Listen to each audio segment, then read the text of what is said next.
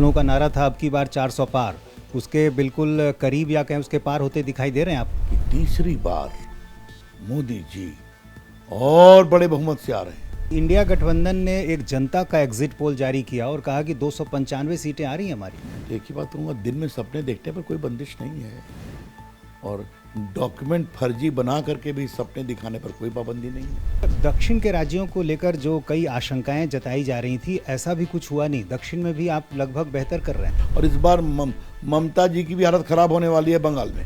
हमारे साथ हैं बीजेपी के सीनियर लीडर रविशंकर प्रसाद। रविशंकर जी, कल इंडिया टीवी सीएनएक्स का जो एग्जिट पोल आया आपने देखा होगा, आप लोगों का नारा था अब की बार 400 पार, उसके बिल्कुल करीब या कहें उसके पार होते दिखाई दे रहे हैं आप लोग। धन्यवाद, और क्या कहूँगा, ये सच्चाई है, जमीन की सच्चाई है। और देश की जनता ने क्या उत्तर, क्या दक्षिण, क्या पूरब, क्या पश्चिम, हर जगह मोदी जी के साथ खड़ा होने में अपना गर्व का अनुभूति की है। देखिए, भारत की राजनीति में ये बहुत नया मानक है कि तीसरी बार मोदी जी और बड़े बहुमत से आ रहे हैं।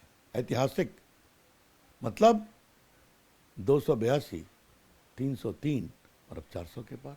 लेकिन इंडिया गठबंधन ने एक जनता का एग्जिट पोल जारी किया और कहा कि 295 सीटें आ रही हैं हमारी। मैं तो एक ही बात कहूँगा, दिन में सपने देखने पर कोई बंदिश नहीं है और डॉक्यूमेंट फर्जी बना करके भी सपने दिखाने पर कोई पाबंदी नहीं है। हम तो अच्छा लगेगा कि वो कहते कि चारों एजेंसियां जो विभिन्न जगहों पर अपना एग्जिट पोल की है, जो सब करीब करीब एक ही समान है, तो एक उनके लिए करवा देती। अच्छा, दक्षिण के राज्यों को लेकर जो कई आशंकाएं जताई जा रही थी, ऐसा भी कुछ हुआ नहीं। दक्षिण में भी आप लगभग बेहतर कर रहे हैं।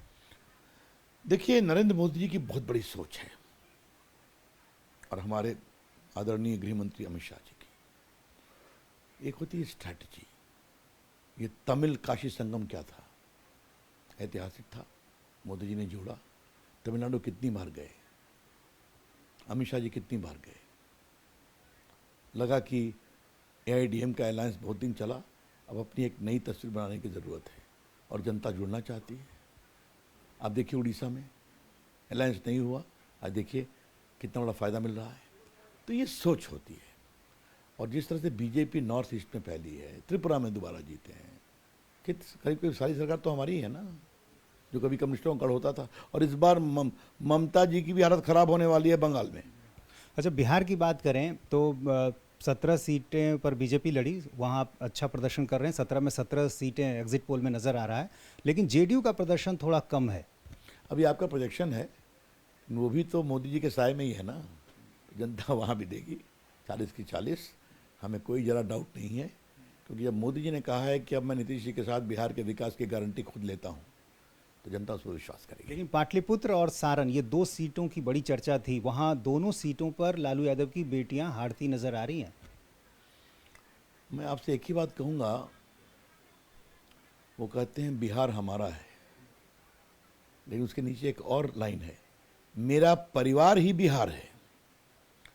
तो जब इस तरह का परिवारवाद करेंगे, पहले आप, फिर पत्नी, फिर एक बेटा डिप्टी सीएम, दूसरा बेटा मिनिस्टर, एक बेटी एमपी, फिर दूसरी बेटी भी एमपी, क्या कोई साधारण यादव परिवार का व्यक्ति वहाँ बन सकता है कोई बड़े पद पर?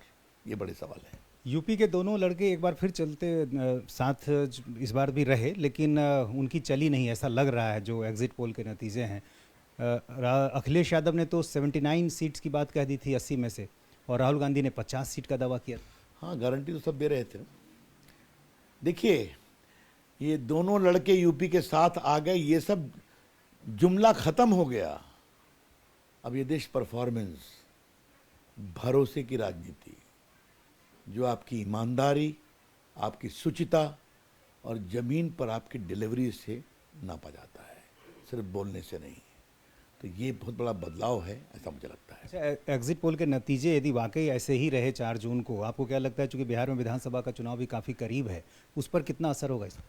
अब वो तो विधानसभा स्ट्रेटजी, तो एक बहुत बड़ी डिमांड आएगी कि अब डबल इंजन को और मजबूत करना चाहिए विकास के लिए, मुझे साफ लगता है। तो ये थे रविशंकर प्रसाद, जो एग्जिट पोल के जो नतीजे हैं उनको लगभग सही बता रहे हैं। कैमरामैन विनोद कुमार के साथ नीतीश चंद्र, इंडिया टीवी, पटना।